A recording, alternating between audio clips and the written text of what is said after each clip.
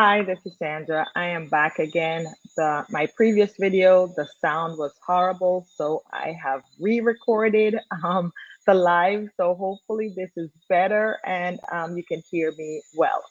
So as I said, I'm Sandra. I am the admin for the I Do in the Caribbean Facebook group. I'm here to talk to you about how to start planning your destination wedding.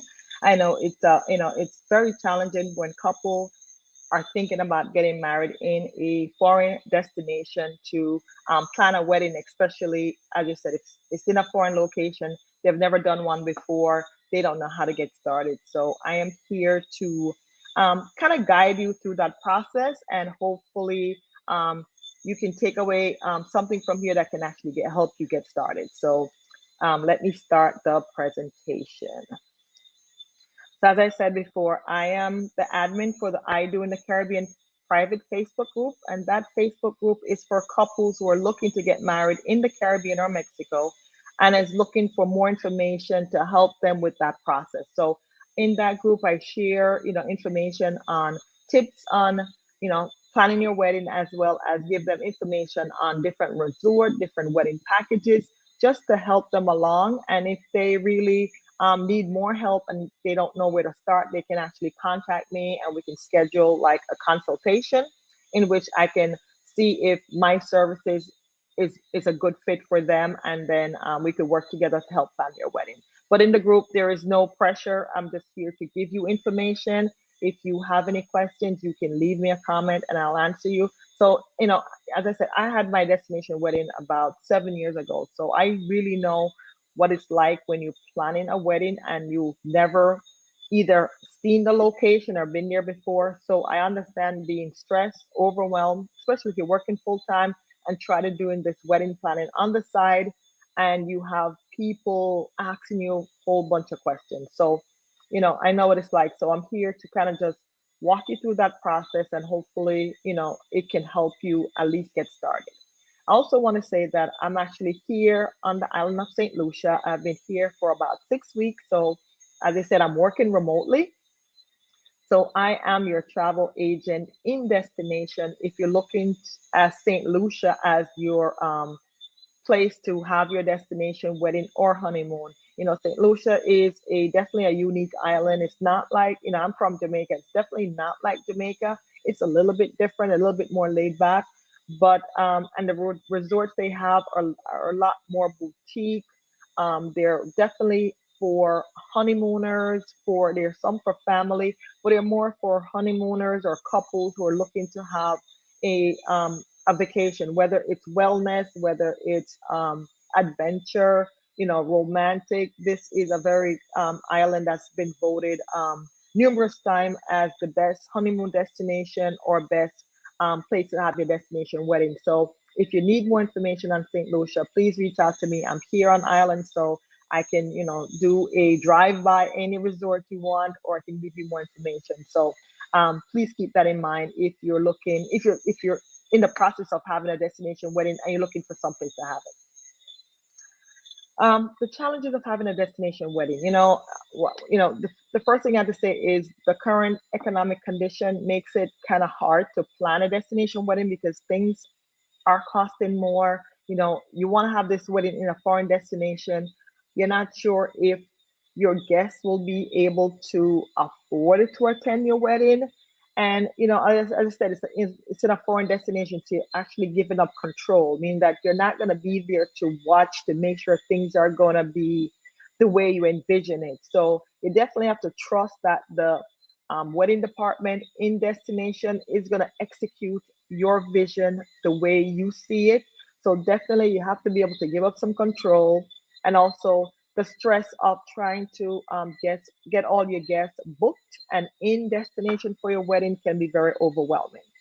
And most of the time, the biggest challenge is couples just don't know where to start. Like, how do I plan a destination wedding? What is the first thing that I need to do?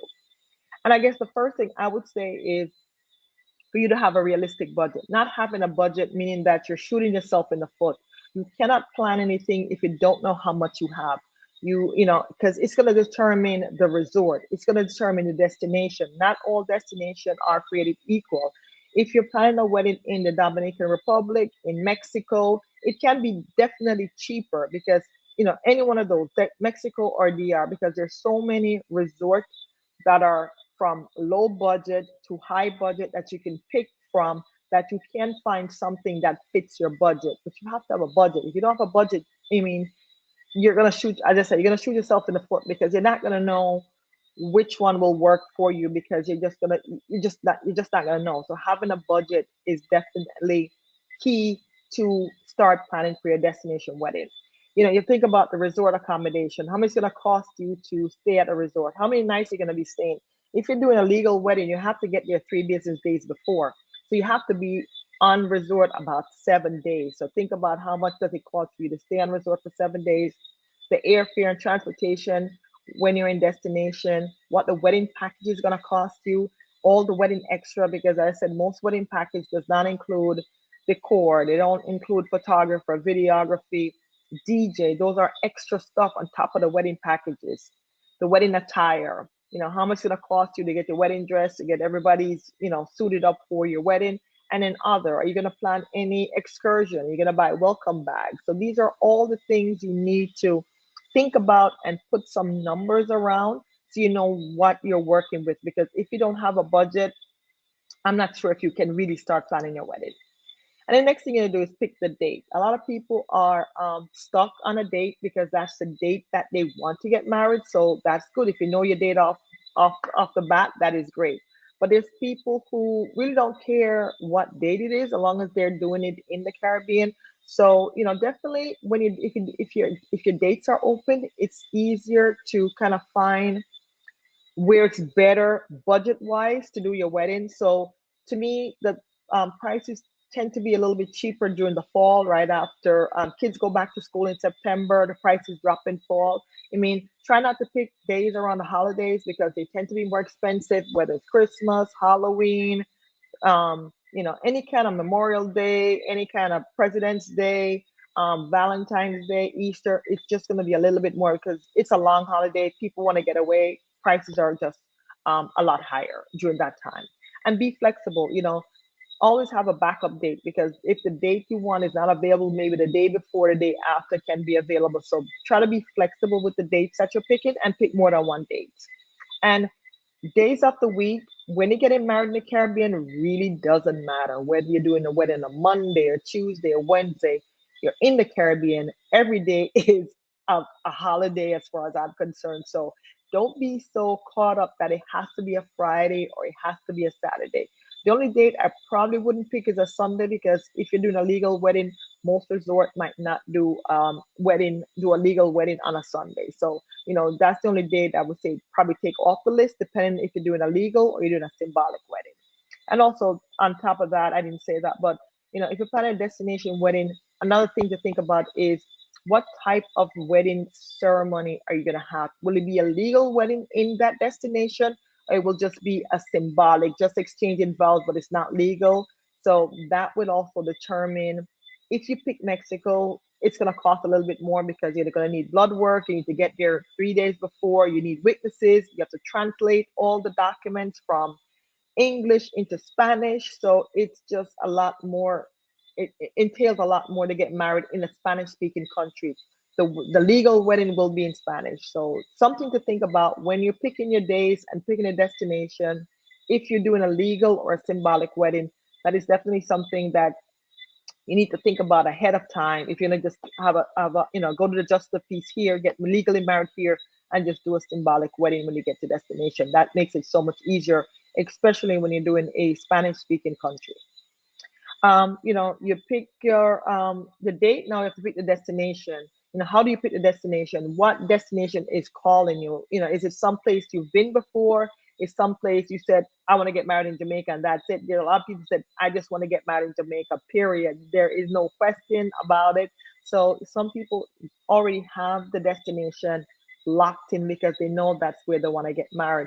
But if you're one of those people who they just want a beach wedding, it doesn't matter where it is, then it's easy. It's either easier or becomes very hard because you have too many choices. So definitely try to pick a destination that fits your vision. Do you want beach? Do you want garden? Do you want mountain? Like, what destination will offer you that what you're looking for.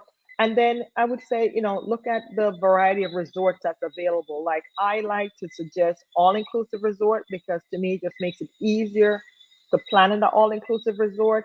Your guest will have a set price. Once they pay, everything is kind of included. It just makes life simpler when it's an all-inclusive resort. So definitely, when you pick a destination, is look at the resorts that's available and just see if you know any resort in that destination fit that vision you're looking for.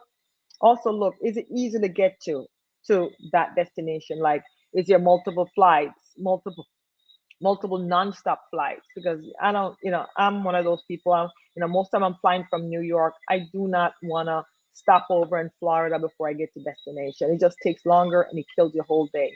So, just look at how easy it is. Like, if I was from Florida, Mexico is an easy choice because it's just easy to get to Mexico. If you're going to Jamaica, there is going to be a stopover. It's gonna take all day to get there.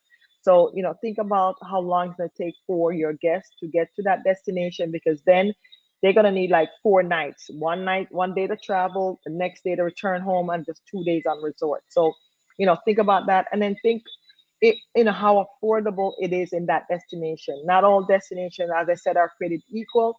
If you go to Turks and Caicos, it costs more. If you go to Antigua, it probably costs more. But Mexico, DR, Jamaica, you can find reasonable resort that fits your budget. So, when you're picking a destination, make sure that it fits a vision as well as it's affordable so your guests can actually come to your wedding.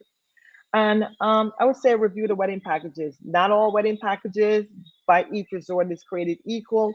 Some are more inclusive, some include less. So you just need to figure out what is included in the wedding package and what you need to add to get to that vision you're looking for. So, how many guests are you going to be invited? Because that's going to determine how much you pay because some packages might be for 20 people, some might be for 30. Each additional person could be $150. So you really have to think about how much it's really going to cost you overall to have that. Then the cost for the extras, decor, video, photographer, DJ. DJ could be as much as $1,300. You just don't know. Sometimes DJs are getting very expensive.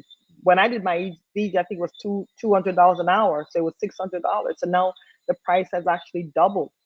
If you're going to be using an outside vendor, a hairstylist, a makeup artist, a photographer, check with the resort to make sure what their rules are for having outside vendors. Can they come on resort number one? What is the cost to have them come? If they're staying 3 nights, is there a cost?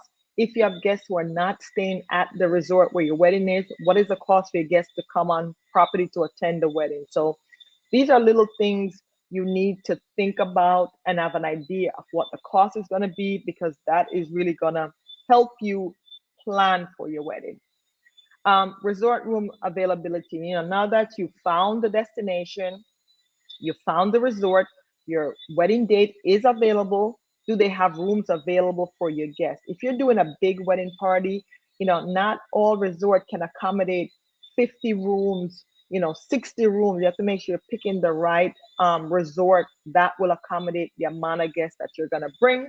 So make sure, I would suggest any couple, if you're having more than 20 plus people attend your wedding, which is like 10 room, is to try to get a group room contract because that will definitely secure these rooms at a set price and your guests will have them available for them to book when the time comes.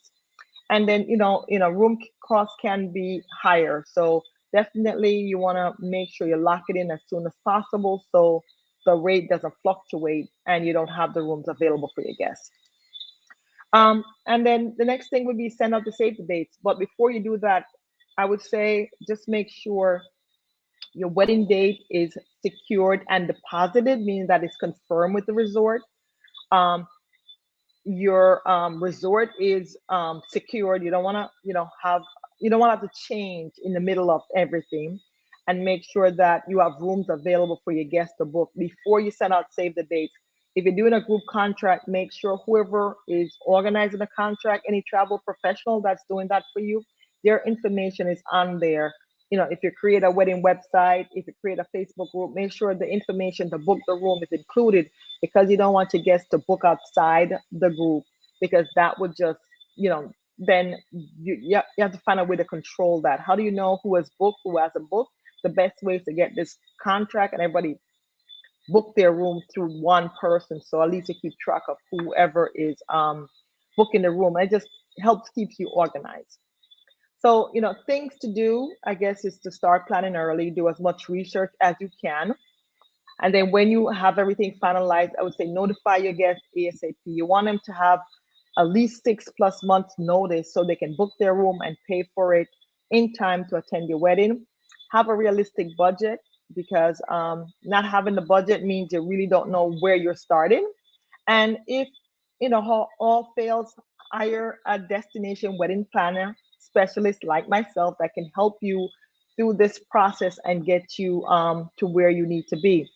The other thing I would say, I was in one of these Facebook groups, some destination bride Facebook group, and there's a bride in there that was kind of like almost in tears, and she was more upset that she's planning her destination wedding, and all the people, the family or the friends that she thought for sure would be coming to her destination wedding have not RSVP, or RSVP know that they're not attending. And she's all stressed out, like, she's looking at it from her standpoint, like, she's attending all the different functions that they've had. She's attending their birthday parties, their engagement party, whatever event they're having, that she has attended their event. So now that she's having her destination wedding, no one is attending, and she's wondering, are these really her friends, or are these really her family? But people's pocketbook is, very small. The economy is bad, so a lot of people can't afford to go to attend a destination wedding. So definitely, I would say, I would want to just make sure that you a destination wedding is right for you before you start planning. So make sure you know who you want to invite. If you want to invite grandma and they're old, they might not be able to attend. So just make sure, if a destination wedding is really right for you, make sure the people that you want to be there will be able to attend, can attend, because then you're going to be disappointed because they won't be able to attend. So that's the only piece of advice I would have before you start planning, is just to, I guess, take the temperature of who you want to invite to make sure that they are okay with coming to your wedding 6 months down the line or 9 months down the line if they get enough notice. So that's what I have to say. And as I said before, if you need any help to start planning a destination wedding, please reach out to me. You can schedule a free consultation with me or leave me a message and I will get back to you. So until next time, I will see you on the next live, hopefully next week, and hopefully the recording sound will be better. It's the first time I'm using this Mac computer and it's just very disappointed. But I pre-recorded this, so at least you get to hear what you couldn't hear before, and hopefully this is better. So thank you so much for joining me. Until next time, see you and happy planning.